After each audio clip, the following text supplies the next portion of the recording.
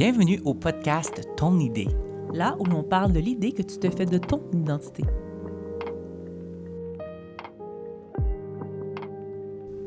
André, Oui, Pascal? mettons que j'habite au Canada puis que je vais étudier la Bible, mais en français. Qu'est-ce que je fais? Ben Pascal, rends-toi à l'Institut biblique du Québec. Écoute, il offre tellement de cours que tu peux faire en ligne, en présentiel, à temps partiel ou même à temps plein. Ben, c'est bien pratique, ça. Mais quel genre de cours? Ben, écoute, une panoplie de cours. Il y a des cours comme Évangile synoptique, Univers de la Bible, les premiers livres de la Bible, herméneutique et j'en passe. Il y en a tellement de bons cours. Puis ça, c'est affilié à quelle université? Avec l'Université Laval. Sérieux? Oui! Ben là, où est-ce que je vais visiter ça? Ben, visite leur site web au www.ibq.ca. Puis en vrai, est-ce qu'ils ont un bâtiment? Ben oui, ils ont un campus au 839 rue Lassalle-Longueuil, à Québec, Canada. Merci André pour l'information. Rends-toi tout de suite, tu le regretteras pas. Merci IBQ de sponsoriser ce podcast.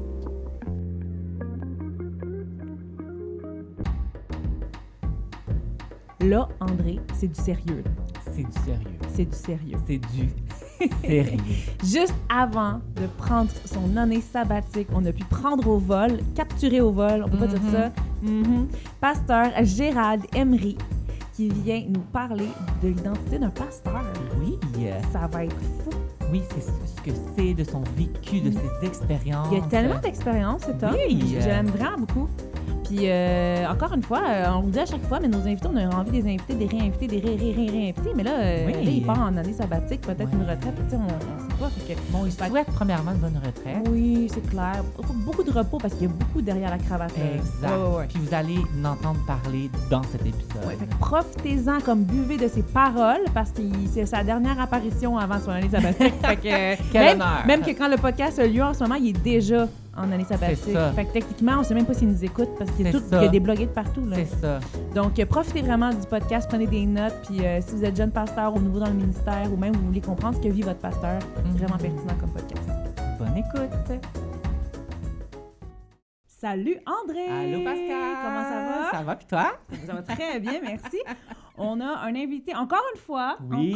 on vous lâche pas, on a un invité spécial avec nous. Ceux qui ne nous voient pas en vidéo encore, vous savez pas c'est qui. Ceux qui voient, vous savez peut-être déjà c'est qui. Peut-être, sûrement. Un indice, un petit indice, c'est mon pasteur. Et voilà. Ouais. Ah, il a dit, ça y est, c'est fini, il a parlé. Bonjour, pasteur Gérald. Ben bonjour Bonjour. Pascal. Comment Allô ça André. va? Ça va On est bien. content de t'avoir avec nous. Super. Et merci pour l'accueil. Merci pour cette initiative. C'est vraiment toute une belle opportunité. Le plaisir est à Le nous. nôtre. C'est notre Oui. plaisir. On fait Merci ça d'avoir fait la route. Ben, oui. écoute, de Gatineau. C'est purement égoïste, en fait, Gatineau. qu'on t'a appelé aujourd'hui. C'est pas pour toi, c'est pour nous. d'accord. Pas pour les Bon. gens, C'est pour nous. vous Mais, aussi qui écoutez. Hein? Moi, ça me fait plaisir, donc c'est parfait. Tout le monde est content. C'est merveilleux, ça. Super. Parle-moi de Pasteur ça. Gérald, il faut d'abord, pour ceux qui ne te connaissent pas, puis il y en a, je sais pas qui ne te connaîtrait pas, mais bon, il y en a certains. Il y en a, ben, il y en a j'imagine. sûrement. Des gens J'imagine. un peu, c'est ça. Il faudrait on va essayer de te présenter. Ce qu'on aime faire, moi et André, c'est essayer de te présenter. Ouais. Ouais, De c'est- présenter notre invité. Mhm. Je vais te dire 3 choses sur lui. Puis t'en dis une ou deux, tu connais peut-être moins. Tu dis Ok. ce que tu peux dire, OK? Oui, exact. OK. Ok. Ne vole pas ce que je... Moi, je vais commencer parce que toi, OK, tu connais vas-y, plus. vas-y.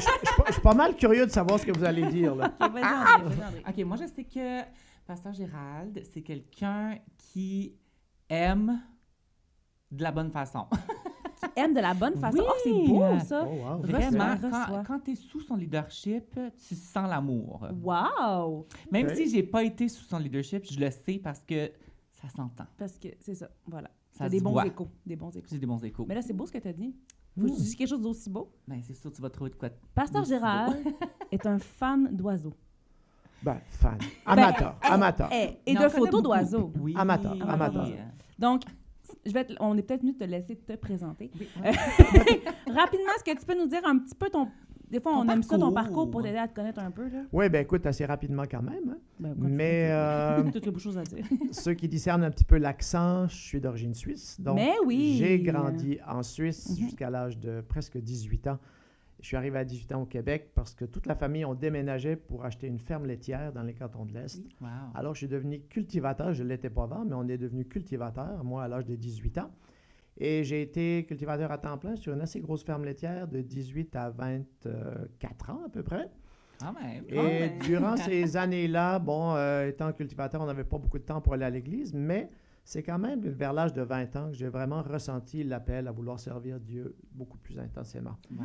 Et là, j'étais devant un dilemme. Est-ce que je reste cultivateur et je reprends la ferme familiale ou alors est-ce que je quitte la ferme, je vais au collège biblique? Finalement, ben, si je suis ici, c'est parce que quelque part... C'est parce que tu traites encore des vaches. Non, je me On trouve- aurait pu inviter un fermier, là. non, non, écoute, pourquoi pas.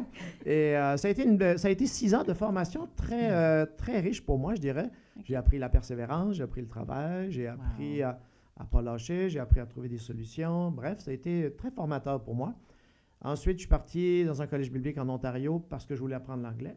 Oh, why not? Mais je voulais travailler au Québec parce que déjà à cette époque-là, vers 20-21 ans, mon désir, c'était être pasteur dans une église au Québec, Au Québec. ou bien en tout cas dans le Canada francophone, Amen. mais principalement au Québec.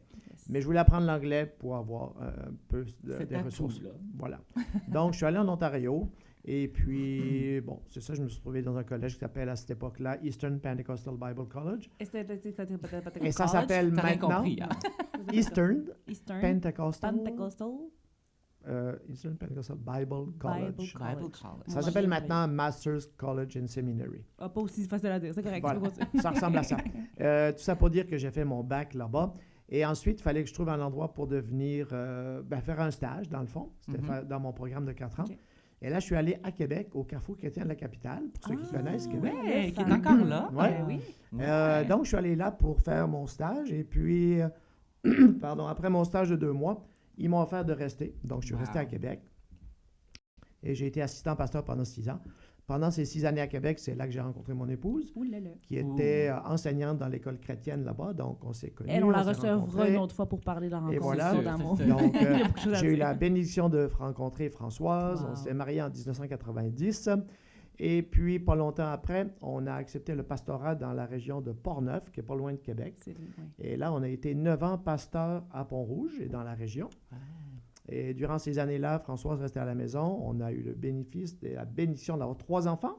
On a 3 enfants. merveilleux enfants. Ouais. Et je vous dirais que je suis un homme comblé parce que moi, c'était mon rêve, devenir pasteur, OK, me marier, OK, avoir des enfants. OK. Et maintenant, je suis à l'étape d'avoir des petits-enfants. Oh! Un petit on a enfant tout coché et la liste. Peut-être que quand vous écouterez ce podcast, il y aura 2 autres Oui, il y petits-enfants en a qui qui se sont seront en ajoutés. cours. Sûrement, c'est sûrement. vrai. Un qui arrive au mois de mai 2023, l'autre qui arrive au mois de juin Yes, 2023. Donc, c'est là. Oh! Fallait Donc, fallait- donc, on est vraiment comblés, on est bénis. Et là, j'arrive à un point tournant dans ma vie. Mais juste avant ça, donc après 9 ans de pastorat à Québec, on ressentait qu'on avait un petit peu fait ce qu'on devait faire. Et j'avais le désir de m'investir plus dans la formation pour les ouvriers. Wow. Alors, bon, pour faire une histoire courte, je me suis retrouvé à IBQ, Collège biblique, Institut biblique du oui. Québec. Qui sponsorise nos podcasts. Et voilà. Donc, j'ai été doyen académique pendant 9 ans à l'IBQ. Wow. Ouais. Et après 9 ans, on ressentait qu'on avait également accompli ce qu'on devait faire. Et Françoise et moi, on avait le désir de se réinvestir en tant que couple Mm. dans le ministère pastoral. Mhm. Wow. Et là, il y a une ouverture qui s'est faite à Gatineau. Oui. Donc, Là ces où je suis. 12 dernières années, on était à Gatineau Mhm. comme pasteur à l'Église Nouvelle Alliance. Wow. Alors, on a vraiment comblé. Et je dirais qu'il y a un verset que moi, j'aime beaucoup. C'est Paul qui dit « Par la grâce de Dieu, je suis ce que je suis. Amen. Et sa grâce n'a pas Amen. été vaine Amen. envers moi. Mm. Et vraiment, pour moi, c'est un privilège parce que je crois que Dieu met des désirs dans nos cœurs. Mhm. Et moi, c'était un désir que Dieu avait mis dans mon cœur d'être pasteur. Et Wow. vraiment, toute une joie, toute une bénédiction pour moi d'avoir vécu ces années. Là, maintenant, je vais prendre 1 an sabbatique. Oui. Et après ça, ben, on verra. Ouais, là, c'est On- une phrase qu'on l'a On maintenant verra. parce que normalement, alors que vous écoutez ce podcast, il est déjà parti en retraite, entre guillemets. Année sabbatique, Ouais, retraite c'est du ça. pastorat, mais on ne sait pas ce que Dieu va vous Non, on ne sait pas, on ne sait pas. puisque tu as plein d'expériences dans le domaine pastoral, visiblement. Oui. T'en as formé, tu l'as été, tu as été un stagiaire Pendant longtemps. plusieurs t'as été années. Oui, quand même, quelques années. Tu sais, on ouais. voit aussi que c'est comme... Tu sais, les années de pastorat étaient quand même longues. Tu sais, un 9 ans Oui, là, un t'étais 12 très ans fidèle dans là, tes un années. 9 ans là. Fait que c'est sûr qu'il fallait inviter Pasteur Gérald pour parler de l'identité pastorale. Mhm. Oui, c'est ça. En Ouais. gros, c'est le thème de notre podcast. C'est pour ça qu'on a commencé Et déjà. voilà. Mais moi, j'ai envie de savoir, selon toi, je sais que bibliquement, c'est quoi le rôle d'un pasteur. Mais Ouais. selon toi, quel est le rôle, c'est quoi ta définition d'un pasteur, un bon pasteur? Ben, pour moi, le pasteur, c'est celui qui vraiment prend soin. Pour moi, c'est ça Wow. le terme qui revient. c'est prendre soin du troupeau, prendre soin de l'Église, prendre soin des brebis, appelons ça comme on veut, là. Mais c'est vraiment prendre soin du peuple de Dieu. Ouais. Alors, prendre soin de s'assurer que le troupeau, les brebis, les gens reçoivent de la bonne nourriture, équilibrée, qu'ils soient protégés, qu'ils soient le plus possible en santé, qu'ils soient en sécurité. Donc, c'est tous ces aspects-là qui viennent, mais c'est vraiment pour moi le rôle du berger, pour moi, c'est vraiment le rôle du pasteur, pour moi, essentiellement, de par ma nature, de par mon appel, de par mes dons. Pour moi, c'est vraiment l'idée de prendre soin des gens. Pour moi, c'est très important aussi l'aspect, autant que possible, d'apporter des enseignements qui sont équilibrés, qui sont de qualité. Pour moi, ça fait partie de la bonne nourriture, on va appeler ça comme ça. Ça fait partie du pasteur. Et pour moi, donc, ça, c'est des choses que je mettais quand même beaucoup de temps. Ben, je mets encore beaucoup de temps à m'impliquer là-dedans. Un très bon enseignant d'ailleurs. Et prendre soin des gens. Prendre soin des gens. Il y a des pasteurs qui sont plus visionnaires, plus évangélistes, plus... Et ça en prend. Moi, c'est pas tellement ma force d'avoir la vision pour les 10 prochaines années. Moi, je prends soin des gens, au fur et à mesure, on développe, on voit les besoins et on bâtit au travers de ça. Fait que pour moi, l'identité pastorale, c'est avoir un cœur pour Dieu, mais avoir un cœur pour le peuple de Dieu. Wow. C'est vraiment ça qui ressort pour moi, avec plein de choses qui viennent avec, évidemment. C'est sûr. Oui, c'est sûr. Ouais. Le pasteur... T'avais-tu une question? Je l'ai pas Non, mais moi, j'allais juste dire, puis toi, en tant que, tu sais, la pasteur jeunesse à l'église... leader jeunesse. La leader jeunesse, est-ce que c'est sûr que tu ressens ça? Comment tu vis ça? De travailler avec ce pasteur-là, moi, il a vu rôle. vraiment la définition. Voilà, c'est vrai. c'est ça. Non, c'est vrai, ce que admire est un grand... Ben, j'admire, que je t'admire quand même, mais c'est un grand mot quand même. Ce que tu Que apprécies. j'apprécie, c'est ça, c'est que c'est en faisant partie de ton équipe, justement, le côté que tu prends soin, que tu t'assures que tout le monde va bien, tu t'assures que... Puis ça, c'est pas juste... Tu sais, on a parlé récemment avec le pasteur Pierre Bergeron, tu sais, soit les églises, finalement, les pasteurs deviennent un peu des gestionnaires, tu sais, c'est d'une équipe. Ouais. J'aimerais ça, justement, t'entendre là-dessus, parce que veut pas, en 2023 au Québec, dans la situation dans laquelle on est, l'Église est un organisme, puis il doit être géré. Moi, j'ai envie de t'entendre là-dessus. Ben, moi, je dirais que, d'abord, je veux féliciter tous ceux qui envisagent d'aller dans le pastorat, et je vous encourage, vraiment. Et je pense que cette génération qui est là est un peu privilégiée parce qu'il y a déjà cette mentalité de travailler en équipe, de mentorat, de coaching, de ne pas faire le ministère tout seul. C'est quelque chose qui est maintenant pas mal normal comme conception. Je dirais que quand j'ai débuté, on n'était pas si avancé que ça dans ce concept-là. Donc, on avait un petit peu... Est-ce que tu t'es senti seul? Bien, c'est sûr. En fait, merci Seigneur, je n'étais pas très loin de Québec, donc j'avais toujours des liens avec des collègues et des amis à Québec et ailleurs. Mais quand même, il y avait une réalité d'une certaine solitude. C'est pas que c'était voulu, c'était juste... On ne réalisait pas à quel point il fallait sortir de ce genre de mentalité-là. Alors, moi, je bénis le Seigneur pour les choses nouvelles qui arrivent maintenant pour les ouvriers. Et gérer, oui, tu parlais de gestion, tout ça, le gestionnaire. Je pense aussi qu'à mon époque, quand on sortait du collège biblique, on avait beaucoup de cours bibliques, de fait, mais pas beaucoup de cours de gestion ou de leadership ou même de relations d'aide. Oui, très peu. OK, ça très c'était peu. pas beaucoup. Très peu. OK. Très peu. Très peu. Maintenant, tu dois peut-être donner des cours de technique aussi au niveau de l'audiovisuel. Tu penses 2023? Peut-être. Racheter des cours à IBQ. Donc, on a appris vraiment sur le tas. Tu sais, on a appris à travailler avec les moyens du bord.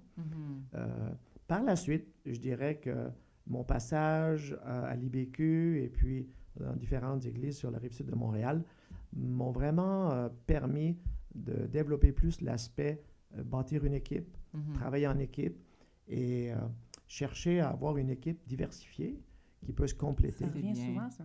Ça revient souvent. Alors ça, j'ai trouvé ça vraiment important. La preuve, il est venu me chercher. Ben oui. On est un petit peu l'opposé. On se ressemble tellement. Je trippe tellement sur les oiseaux, là. Ah, les moineaux sont beaux, hein? Ah oui. Okay. Puis moi, et puis moi, je suis tellement, tu sais, une boule d'émotion extravertie. Voilà. C'est ça, voilà, c'est évident. On est pareil. On est pareil. Fait que sur ce, pasteur, on voulait mettre un peu l'emphase sur, comme, tu sais, tu as ton équipe. Ouais. Comment est-ce qu'on fait pour bien prendre soin de son équipe? OK. Comme y a-tu des points que, genre, tu pourrais nous informer, tu pourrais nous donner, que pour toi, il Parce a qu'il faut que je fonctionné? prenne soin d'André, il faut qu'André prenne soin de moi. On est une équipe. Comment on peut prendre soin de son équipe? Je dirais qu'une chose qui nous a beaucoup aidé, surtout ces dernières années à l'Église, là où je suis, c'est qu'on a vraiment développé l'habitude de faire régulièrement des réunions de tout le leadership OK. et de tous les leaders également, parce qu'il y a comme le niveau de leadership des gens qui sont vraiment responsables du ministère. Il y a des Tu sais, certains niveaux de leadership. on dans parle de l'Église. leadership jeunesse, louange, on parle d'assistant pasteur, donc l'équipe immédiate là, avec lesquels on se réunit à chaque semaine pour s'assurer de bien communiquer. Mhm. Ouais. Et ça, c'est très important, la communication. Je pense que la COVID nous a obligés à être tout le temps en communication Ouais. Oui, c'est vrai. pour rassurer, pour expliquer où Ouais. est-ce qu'on en est, quelles sont les prochaines étapes. Bon. Et en parallèle à ça, on a développé aussi l'habitude d'avoir, peut-être pas à chaque mois, mais assez régulièrement, une rencontre de tous les leaders. De tous OK. les départements. Parce qu'on s'apercevait que, de façon non volontaire, les départements dans l'Église travaillaient un petit peu en silo. C'est-à-dire, Ouais. ils travaillaient indépendamment les uns des Quand autres. tu parles Ok, des ouais. départements, là, c'est tout homme, Bon, je parle femme, d'éducation chrétienne, ministère des hommes, ministère des dames, je parle de tous ces ministères-là, L'accueil, même incluant la l'accueil, musique, la sécurité, la technique, tout ce qui peut exister dans l'Église. qui Ouais. fait fonctionner l'Église. Alors, il y avait un petit peu une mentalité, peut-être, puis c'était pas mal faire, mais chacun essaie de faire de son mieux dans son département, Mhm. sans réaliser l'impact que ça a sur d'autres départements Ouais. Mhm. et sans réaliser les défis et les bénédictions que les autres avaient. Mm. Donc, à partir du moment où on s'est mis ensemble et qu'on a beaucoup plus collaboré et on a mis sur la table les défis des uns des autres, les bénédictions des uns des Mhm. autres, il y a une synergie qui s'est créée Wow. C'est vrai. et une appréciation. J'en suis témoin, c'est vrai. Ouais, et il y C'est avait vrai, une c'est appréciation mutuelle Oui. parce que c'était involontaire, mais des fois, un département était un petit peu déçu qu'un volontaire de leur département Change de département. change de département Allez pour faire aller du bénévole volontaire dans dans un l'autre. autre département. Volez pas Glody, là, Mystère Alors, Jeunesse. Là. Quelque chose du genre. là, tu sais, l'autre département, il est venu me voler en tel. Bon, on se comprend. Mais quand même, il y avait ce besoin-là de communiquer. Mhm, mhm. Donc, je dirais que ça, c'était une bonne chose qui a été faite, de s'assurer Wow. qu'on travaille avec le leadership, Mhm. on communique le Puis on plus sait où on clairement s'en va. possible. Et on donne une voix au leadership, on donne une voix aux bénévoles. C'est quoi tes idées? On a eu, par exemple, dû faire face à des situations où on avait un manque d'espace. Et là, on a vraiment pris le temps de communiquer. Qu'est-ce qu'on fait? Est-ce qu'on fait des Mm. réunions? Qu'est-ce qu'on fait? Etc. Et on a laissé parler les gens. Mhm. Et puis finalement, on a pris des décisions Mhm. avec l'idée commune. Et ça a été bénéfique. Oui, puis même dans les réunions de prière, ce qui est pas habituel, puis tu vas me dire, comme ça, c'est pas habituel. Ouais, j'ai pas vu ça souvent. Tu sais, de prendre le temps, des fois dans les réunions de prière, des fois les sujets vont un peu n'importe où, mais c'est très spécifique. J'ai aimé ça parce que à chaque réunion de prière qu'on fait, soit c'est pas annuel, mais tant de mois, là, je sais pas comment Ouais, les faire. généralement, en tranches début de l'année, début en d'année. janvier, février ou une autre C'est à ça. l'automne. là. On passe vraiment au travers tous les départements, puis on prie pour chaque personne de département, puis on fait comme, OK, quelles sont vos requêtes, quelles étaient vos bénédictions aussi qui ont été rattachées à ça. Puis on se concentre là-dessus quand on se rend ensemble en tant qu'Église pour prier, ben on prie pour justement Ouais. les départements. Puis, Mhm. tu sais, vraiment, puis je trouve que ça met en valeur, justement, puis ça montre au reste de l'Église qu'est-ce qui se passe de bon. Puis Mhm. c'est un Mhm. organisme, justement, c'est Exact, vivant. Puis, exact. Je dirais que c'est vraiment de vraiment croire sincèrement que chaque membre est important. Mhm. oui, le croire sincèrement. Ouais. Ce que je veux dire par là, c'est en tant que pasteur, c'est pas juste que je veux donner une job à quelqu'un à faire. Je veux pas juste lui dire il faut que tu fasses ça. Mhm. C'est oui, on voudrait que tu le fasses, mais on est ensemble pour le faire. Wow. Puis on t'accompagne, et puis on communique, puis on J'ai s'assure. l'impression qu'il me parle vraiment à moi. Tu sais, moi, je suis à l'Église, je suis comme, oui, Prenons- pasteur Gérald, On va prendre un exemple au hasard, Pascal. je vais m'en occuper des Le jeunes. leader c'est correct. jeunesse. Fait que c'est l'idée de Ouais. ne pas juste donner une responsabilité, puis après ça, faire autre chose. On Mhm. donne une C'est responsabilité, pas pour te décharger de quelque chose, tu sais. mais c'est ça, on essaye autant que possible Mhm. de faire un suivi et puis de garder le contact et de voir comment on peut Ouais. aider. Ouais, fait que c'est vraiment Wow. ça. Si, mettons, tu avais un conseil à donner à un jeune pasteur comme André, Je vais toutes les prendre. Vas-y, Non, non. vas-y, j'écoute. puis en même temps, en connaissant la réalité des jeunes d'aujourd'hui, en connaissant le Mhm. manque de pasteurs, en connaissant que ça se peut que tu sois dans une église où tu sois tout seul, justement, Mhm. ou que l'église, Ouais. il y a moins de monde, c'est des fois Oui, plus seul, absolument. en région, ou... Ouais. Qu'est-ce que... J'ai peut-être plein de questions en même temps, là, mais va ce qui te vient, là. Ben écoute, c'est sûr qu'il faut essayer de bâtir une équipe. Mm. Il faut essayer Très de bâtir une important. équipe, absolument. Mais il faut aussi que je dirais ça à toi, André, puis à n'importe quel autre pasteur, de garder quand même des contacts avec d'autres amis, collègues, pasteurs, pour avoir l'occasion de faire un coup de téléphone. Hey, qu'est-ce que tu ferais dans cette situation-là? Avoir des contacts, avoir cette capacité de s'ouvrir à l'extérieur. Parce que oui, il y a des choses qui vont pouvoir se gérer à l'interne, mais il y aura parfois des situations où tu voudrais juste ouvrir ton cœur à quelqu'un et ce ne serait pas sain nécessairement de le faire dans ton leadership. Ouais. Donc, il faut que tu aies quelqu'un de l'extérieur avec qui tu peux parler. Et moi, je l'ai toujours vécu, d'avoir quelqu'un de l'extérieur quand même avec qui je pouvais parler de temps en temps. Et ça m'a toujours aidé grandement. Et je ne voulais pas non plus toujours tout mettre sur les épaules de mon épouse, malgré que c'est une femme extraordinaire. Elle a de très bonnes épaules, mais... Mais quand même. Donc, même si c'est une femme de Dieu extraordinaire, c'était pas nécessairement son rôle de tout porter, ce que moi je portais. Donc, oui, on partageait beaucoup de choses, mais en même temps, moi, je voulais m'assurer d'avoir quelqu'un de l'extérieur. Donc, ça, c'était une recommandation importante. L'autre chose que je dirais, c'est toujours être en formation continue. Que ce soit la lecture, que ce soit des cours, que ce soit de la formation, peu importe. Là, avoir une formation continue, être prêt à apprendre, être prêt à découvrir des choses nouvelles, ça, c'est fondamental. C'est bien ça. Oui, vraiment On fondamental. a toujours de quoi. Je les prends mentalement, là. Je suis comme, je vais De toute façon, tu réécouteras le podcast. Je vais noter. Et prier pour avoir un bon comité. Prier et intercéder fort, fort. Je donne cette petite anecdote parce que quand j'étais au Collège biblique en Ontario, au début, c'était difficile pour moi, le contexte linguistique et tout. Donc, je passais beaucoup d'heures dans la bibliothèque. OK. Et là, il y avait des revues, une revue, entre autres, qui s'appelais Leadership. OK. Et Je l'ai bien lu. je lisais certains articles de leadership. Et là-dedans, il y avait beaucoup des cartoons, là, tu sais, des BD, petites BD, là, c'est ça, un petit peu comique. Mais des fois, c'était comique, mais tristement comique. Tristement comique. Et il y avait beaucoup de blagues sur la relation entre le comité et le pasteur. Et là, c'était comme... Moi, j'étais un peu surpris comme jeune étudiant. Est-ce que je peux avoir ces exacts? Et à partir de ce moment-là, je me souviens, je priais, à partir de ces choses-là, je priais régulièrement. Seigneur, je prie que quand je vais être pasteur d'une église, il y ait un bon comité en place. Wow. Donc, j'ai toujours prié ça. Puis honnêtement, partout où j'ai été, j'ai toujours eu des bonnes relations avec le comité d'église. Mais c'est sûr qu'il faut travailler en équipe. C'est bien de même penser que, tu sais, de prier même avant d'arriver à l'église. Claire, on en avait en parlé, tant que tel, le leadership, ça se prépare avant. C'est pas quand l'opportunité est là. Exact. J'aime ça. Exact. Oui, c'est ça.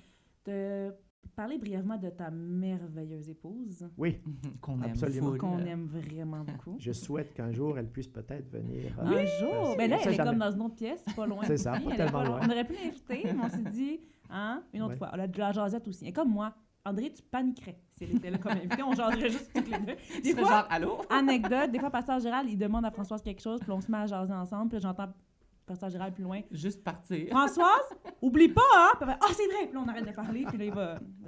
Dès qu'on se croise, on parle. Oui, Mais, qu'est-ce que... et revenons à nos moutons. C'est ça? Oui, Oui. c'est ça. Oui.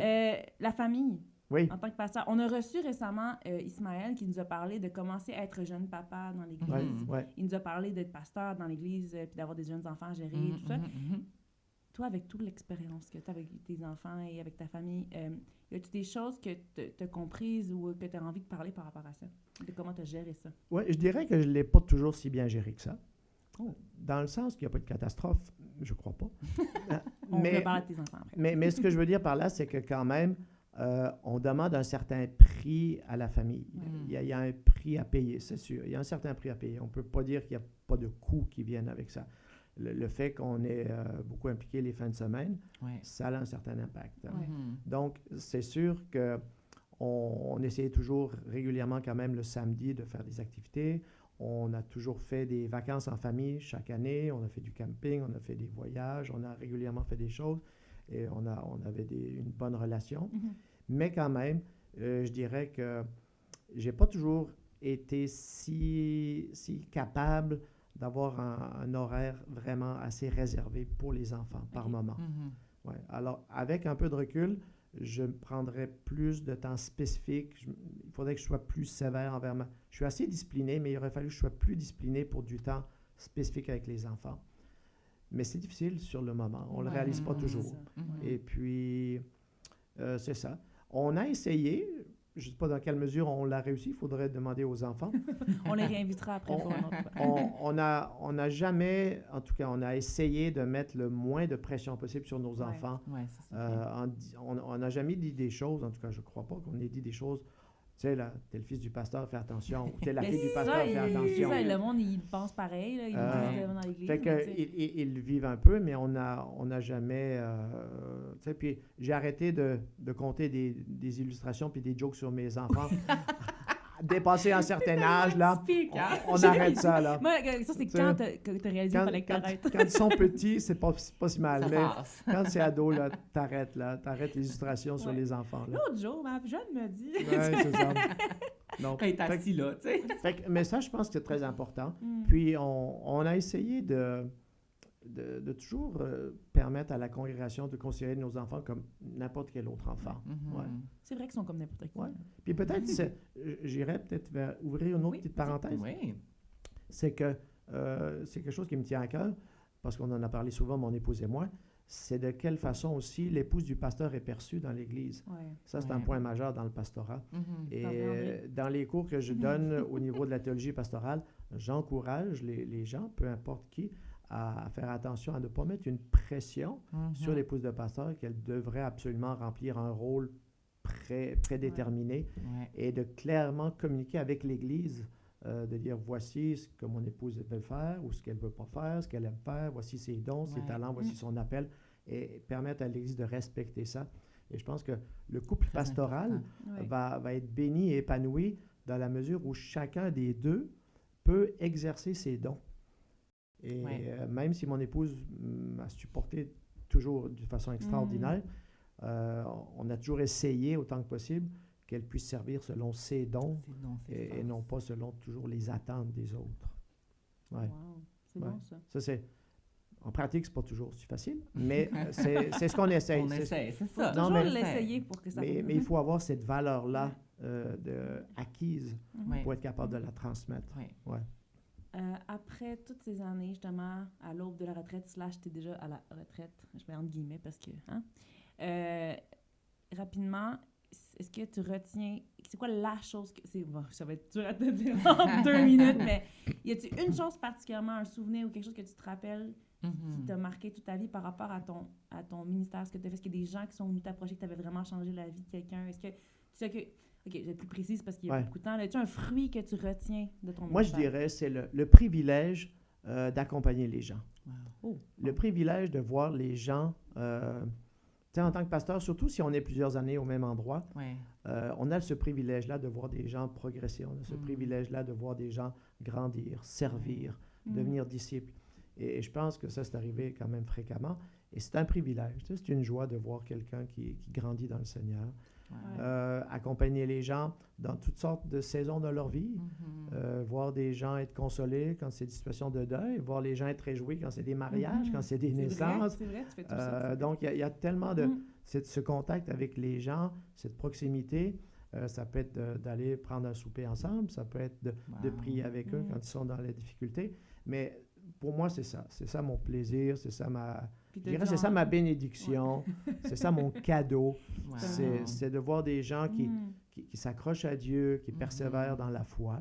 Et pour moi, c'est tout un privilège, tout un grand privilège. Wow. Donc, en partant maintenant dans cette année sabbatique-là, en sachant pas, tu parlais peut-être, bon, je ne vais pas parler de ce que tu vas faire plus tard, là, on ne sait pas, Non, formation de d'autres ou je ne sais pas quoi, ou anyway, peu On importe. verra. On verra ce que Dieu va vouloir, mais tu sens que tu as vraiment... fait le tour de ce que tu devais faire? Tu sens que je crois que oui, en fait, on devait vraiment décider quand est-ce qu'on allait faire cette décision majeure. Et Françoise et moi, chaque fois qu'on a une décision majeure à prendre, on a toujours pris 1, 2, 3 jours de temps à part, à l'extérieur, pour prier, chercher la face de Dieu. Et on a ressenti, moi j'ai ressenti de la part du Seigneur, j'ai accompli l'œuvre que j'avais à faire. Wow, tellement de belles phrases. Donc, j'ai accompli le... C'est Paul. Donc, c'est sûr qu'il y a encore beaucoup de choses qui restent à faire, c'est sûr. Oui, mais dans ce que j'avais à faire, je ressens que j'ai fait ce que j'avais à faire. Et ensuite, ça sera un autre chapitre. Wow. Écoute, je te souhaite une année sabbatique remplie d'oiseaux, Mhm. remplie de repos, remplie Oui, de merci. petits-enfants, mais Oui. pas toi, Ouais. de Merci. grand-papa. Merci. Puis André, t'as-tu De un mot à nouveaux dire? souvenirs familiales, Familiaux. familiaux. On se corrige tout le temps. On se corrige tout le temps. Parce que moi, je suis l'anglophone. Hein, fait C'est que... excellent.